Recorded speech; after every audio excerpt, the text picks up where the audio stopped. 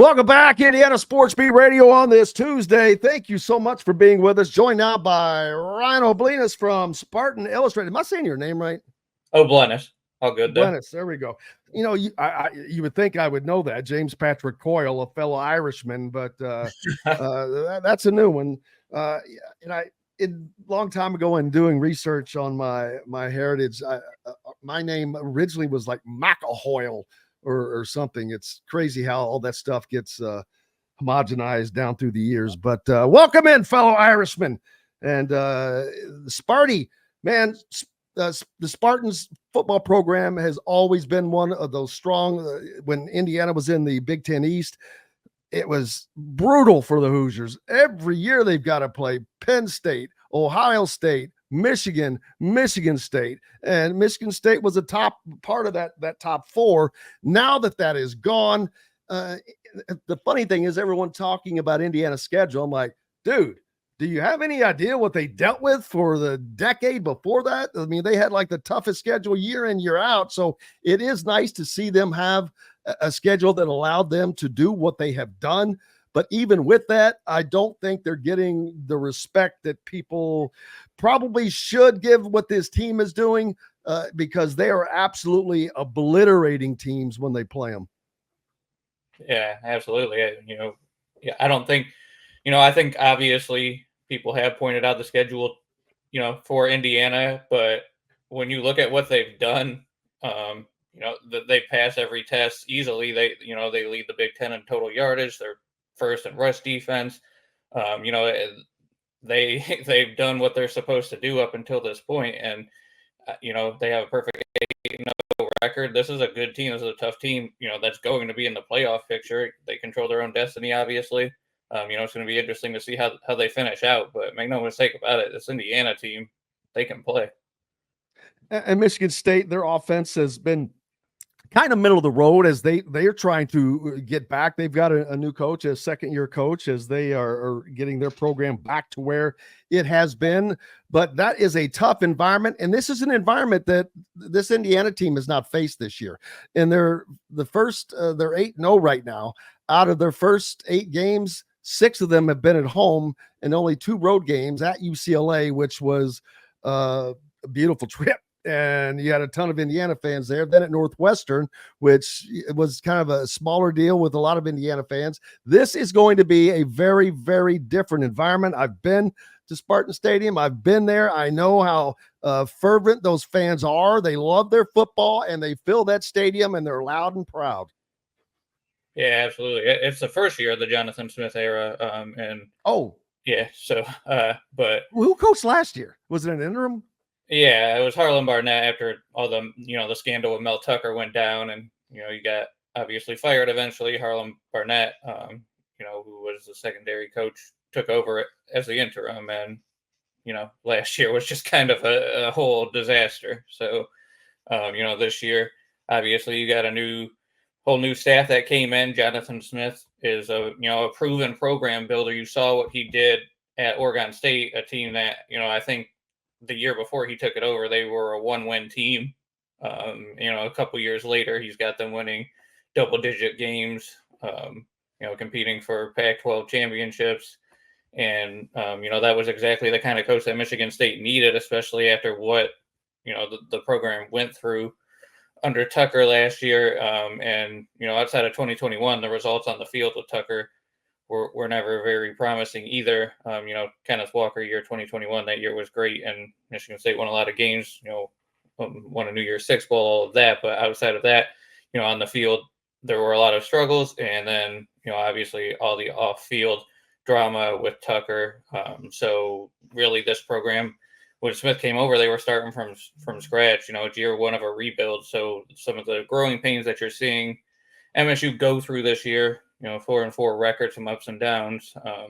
Quarterback Aiden Childs, he'll make some spectacular wow plays for you, and he'll also make some very frustrating plays where he's turning the ball over way too much, which has been a large issue for MSU this year. And just inconsistency in the red zone and stuff like. And then, like I said, it's just growing pains with this team because it's the first year of a rebuild. Jonathan Smith knows, he's basically building this thing up from the ground level. It's going to take some time. Yeah, right now we see the numbers there. They're averaging 21 points a game and giving up 21.5 points a game, hence a 4-4 record, which it kind of goes along with that. But they're only 2 games from bowl eligibility, and I was looking at the schedule. While their next 2 games are probably, I mean, I still think Indiana comes up there and wins. Then they play at Illinois, which is going to be very, very difficult. But they finished the year at home against Purdue and oh, daggone it, I forget who the other Rutgers. So I think that this is a bowl team.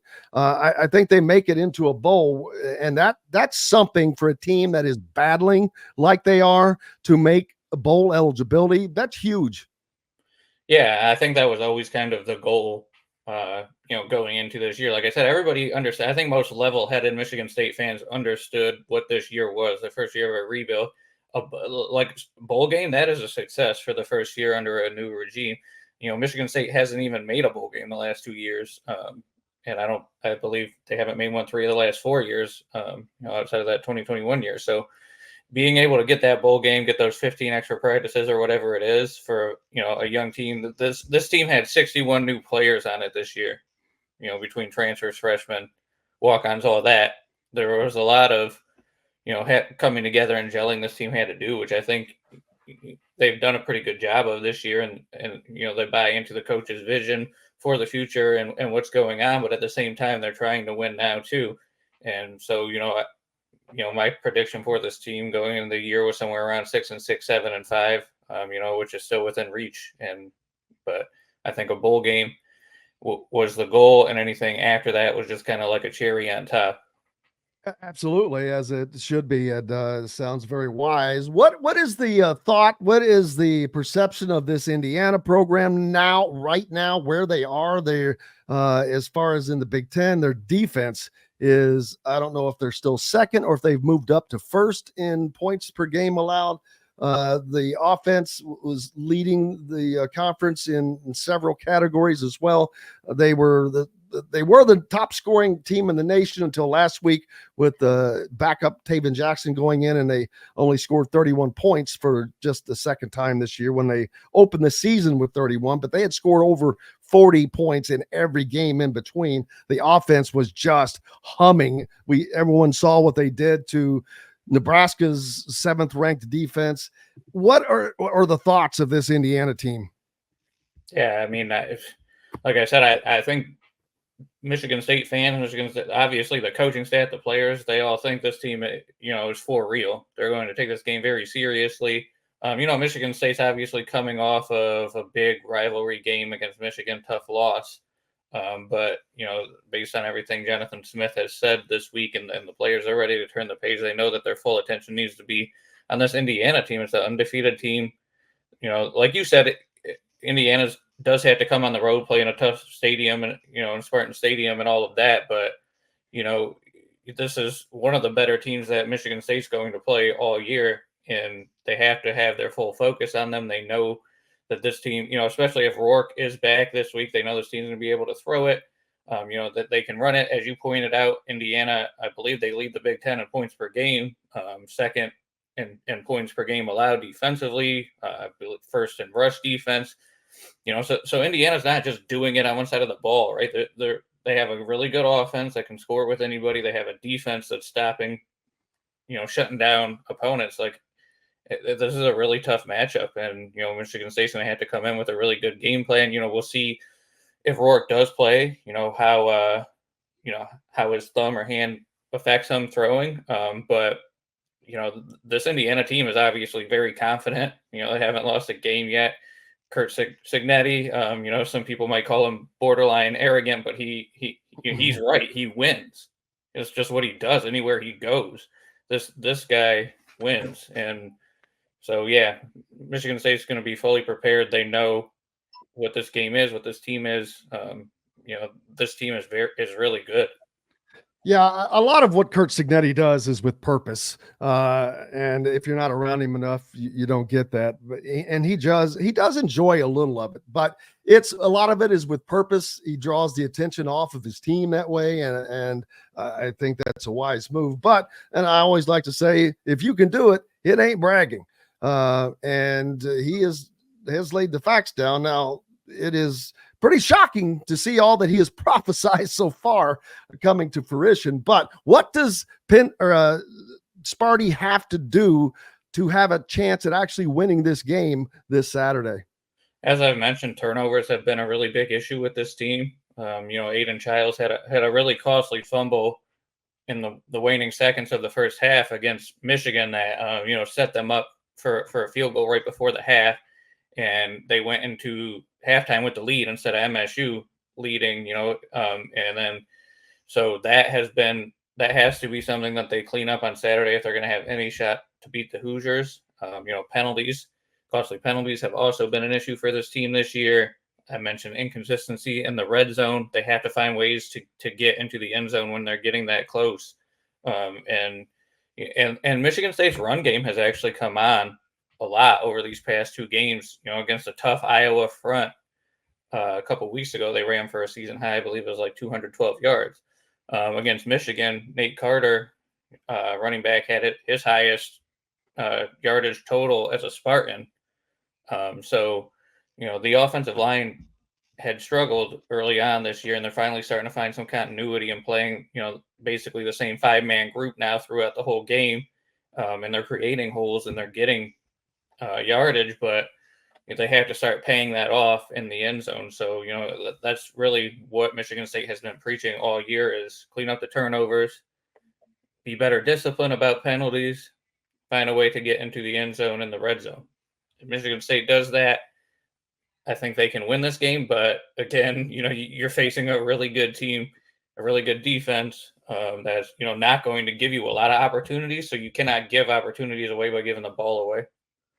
Yeah, and all things are pointing towards the return of Curtis Rourke. But if that is not the case, Taven Jackson is a different beast, because this environment is something that he has definitely not endured yet as the IU quarterback. And that would be a huge difference, I think, for Indiana, although they still managed to do things just fine last week against Washington with him running the show. He threw one pick, but that was a tipped, batted around ball. So I'm not going to throw a lot of shade on him for that one. But the running game by Indiana took over and closed that game out. And that's the thing for me that has been the killer for all opponents this year against Indiana, is they are so multifaceted within the multifacet of their offense. Their receiving core has 8 guys that are going to catch the ball. The running game has 4 or 5 guys that are going to run the ball. And there are definitely guys that stand out in each of those. Elijah Surratt is one of the top receivers, but you've got Miles Cross, Omar Cooper Jr. Then in the backfield, Justice Ellison, what a game he had last week. And so that is just, they're such a complete team. That is what I'm not accustomed to seeing. Yeah, you kind of hit the nail on the head there.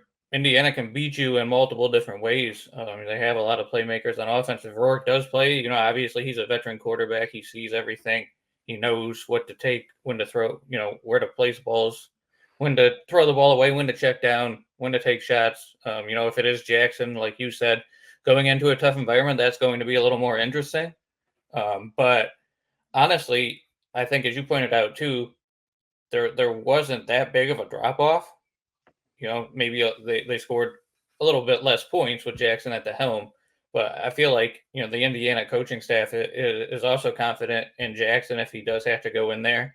I think it will be a tough environment for him, but they can rely on that running game too, like you said. And I don't think and Jackson, he's related to Trace Jackson Davis, right? So obviously a very athletic family there, and I don't think that he's necessarily going to be scared or intimidated or not come in confidently, even though it's going like as you mentioned, Indiana's not really been used to going on the road this year, especially, Jackson's at the helm, but I don't see a huge drop off. I do think obviously Rourke gives Indiana the better chance to win, but I don't think that, it's a deal breaker if Jackson's the one under center there, that there's still a really good team that'll beat you in multiple ways.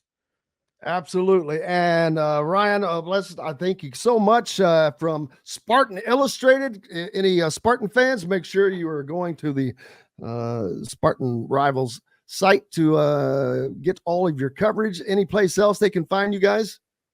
Yeah, we're all over socials, usually at Spartans Rivals or Spartans Illustrated, depending on what it is. On Twitter, it's at Spartans Rivals. You can find me on Twitter at Ryan O'Blennis, and we're on everything else: Instagram, TikTok, Facebook, all of that. We appreciate you, brother. Thanks for stopping by and giving us your time, brother. Yeah, thank you for having me, Jim.